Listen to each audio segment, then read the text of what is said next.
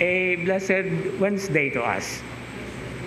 I opted to read the Gospel reading for the memorial of Saints Timothy and Titus, because this is a very significant time that after celebrating the feast of the conversion of Saint Paul follows the day when we actually give honor to his correspondents.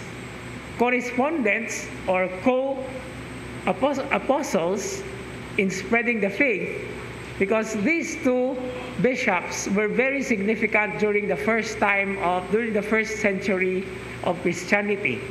And as correspondents, we know this very well because there are two letters addressed to Timothy by Paul and one letter to Titus. Now, I would like to dwell on the perspective of correspondence. Correspondents, first because they were actually writing. Now, they were writing to St. Paul, and St. Paul wrote back to them. But correspondence also means co-responsible, meaning to say they do a particular responding to the task that's what was actually given to them through the laying on of hands. You heard it in the first reading, and through the ministry that they actually nurtured in order to enrich and to continue spreading the faith.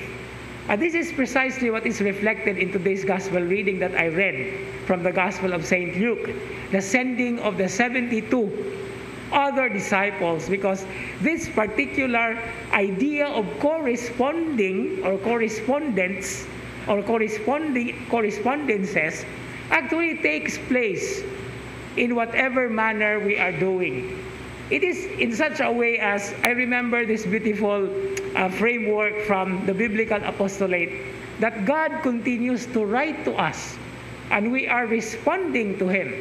Just like a person writing to another person and the other person also writes back. And how do we write this response to God? It is through our lives. And this is very well also reflected in today's gospel reading, which is actually the parable of the sower from the Gospel of St. Mark. The seed that is sown and fell on the different soils, but most especially on the rich soil, it's not enough to be planted because it has to be nurtured. It has to be responded with. We have to respond to God's particular calling and His challenge, especially in our times. And here we are expected to be fruitful, and whenever we do experience such fruitfulness, we give thanks and we give back to the Lord what He deserves from our own journey, from our own labors, and from even our own challenges that we face, especially in these times.